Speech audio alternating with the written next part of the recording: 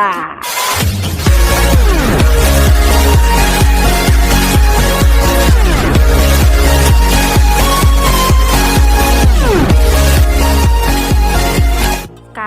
kita akan belajar mengenai langkah-langkah membuat teks laporan hasil observasi.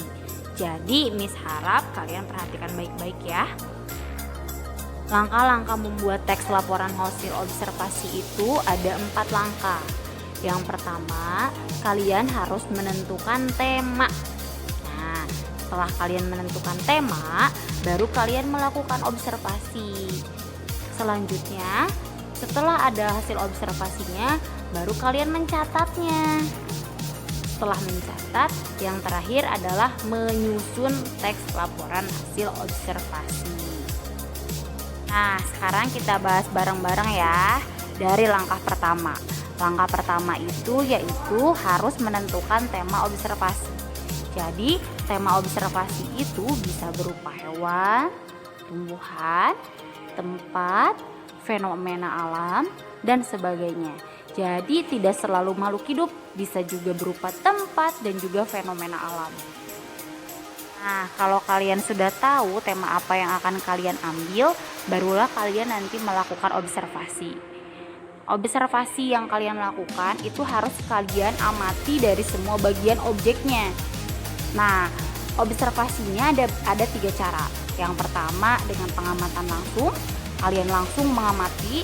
Yang kedua bisa juga dengan wawancara, dan yang terakhir dengan kajian pustaka. Kajian pustaka itu maksudnya jadi kalian mengambil hasil penelitian dari buku, artikel, ataupun hasil penelitian orang lain. Nah, yang ketiga, setelah kalian melakukan observasi, barulah kalian catat hasil observasinya. Pastikan semua data, dokumentasi hasil observasinya tercatat.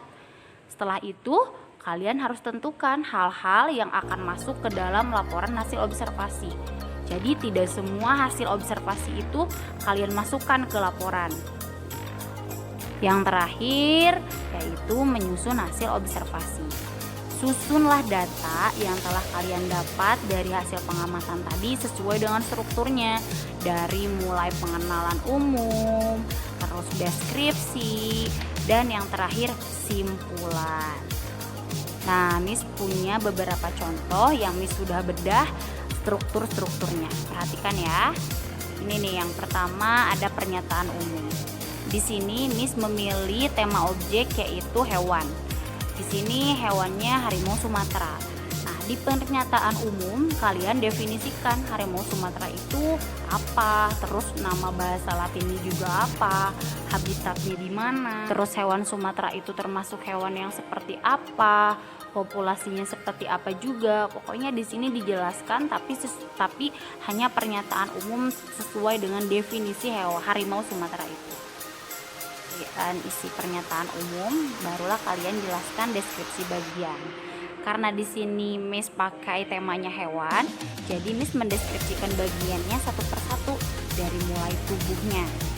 Tubuhnya itu kalian harus jelaskan sesuai dengan yang kalian tadi amati. Harimau misalkan tubuhnya ini memiliki tubuh yang cukup panjang, terus tinggi badannya tidak sepadan dengan panjangnya tersebut. Pokoknya deskripsikan dengan jelas tapi bagian tubuh saja. Nah, bagian tubuh Miss deskripsikan juga bagian bulu atau rambutnya. Di sini kalian deskripsikan bulu sama rambut harimau itu dari mulai motifnya, ukuran bulu sama rambutnya, dan lain-lain. Lalu setelah bulu dan rambut, kalian juga mendeskripsikan kepalanya. Kalian bisa baca seperti apa deskripsi bagian kepala harimau ini. Nah, yang terakhir, kalian deskripsikan bagian kaki. Nah, bisa dibaca juga nih di sini deskripsi bagian kaki isinya apa aja. Udah selesai mendeskripsikan, barulah kalian membuat kesimpulan. Kesimpulannya dari mana? Dari mulai pengenalan umum dan deskripsi. Nah, seperti itu guys cara membuat laporan teks hasil observasi.